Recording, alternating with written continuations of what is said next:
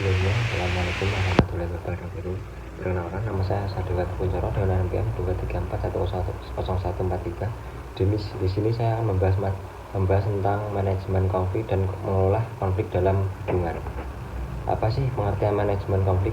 Manajemen konflik adalah proses membatasi aspek-aspek negatif dari konflik sekaligus meningkatkan aspek positif dari konflik. Tujuannya yaitu dari pengelolaan konflik adalah untuk meningkatkan pembelajaran dan kelompok hasil termasuk efektivitas atau kinerja dalam pengetahuan organisasi. Yang selanjutnya yaitu tahapan dalam mengelola konflik. Yang pertama yaitu pencegahan konflik, bertujuan untuk mencegah timbulnya konflik yang keras. Yang kedua yaitu penyelesaian konflik, yaitu bertujuan untuk mengakhiri perilaku kekerasan melalui persetujuan damai. Yang ketiga yaitu pengelolaan konflik, bertujuan untuk membatasi dan menghindari kekerasan dengan mendorong perubahan perilaku positif bagi pihak-pihak yang terlibat.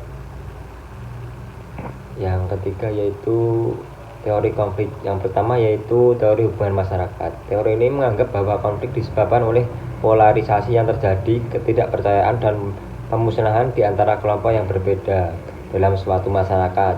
Sasarannya itu meningkatkan komunikasi dan saling pengertian antar kelompok yang mengalami konflik, serta mengusahakan toleransi dan agar masyarakat lebih bisa saling menerima keragaman yang ada di dalamnya. Yang selanjutnya ada teori konflik.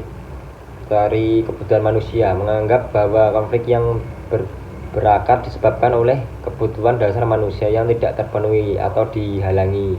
Identitas, pengakuan, partisipasi, dan otonomi. Sasarannya itu mengidentifikasi dan mengupayakan bersama kebutuhan mereka yang tidak terpenuhi, serta menghasilkan pilihan-pilihan untuk memenuhi kebutuhan itu.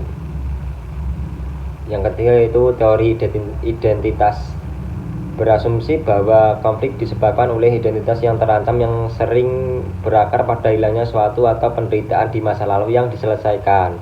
Sasarannya yaitu melalui fasilitas lokakarya dan dialog antara pihak-pihak yang mengalami konflik, sehingga dapat mengidentifikasi ancaman dan ketakutan di antara pihak tersebut dan membangun empati dan rekonsiliasi di antara mereka. Selanjutnya itu ada prinsip konflik, yaitu ada 5. Yang pertama, konflik hal yang wajar dalam hubungan. Yang kedua yaitu konflik mungkin ditunjukkan secara terbuka maupun tertutup. Yang ketiga yaitu kelompok sosial membentuk makna. Dan keempat yaitu konflik dapat dikelola dengan baik dan buruk. Yang kelima yaitu konflik baik untuk individu dan hubungan.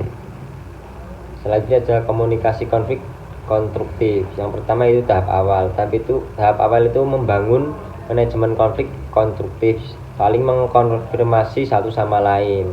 Tahap menengahnya yaitu membangun agenda fokus pada isu-isu utama, breaking atau mengolah isu primer atau sekunder. Tahap yang ketiga itu tahap lanjut, yaitu berkolaborasi, terlibat perjanjian, membangun solusi melalui negosiasi dan menerima usulan.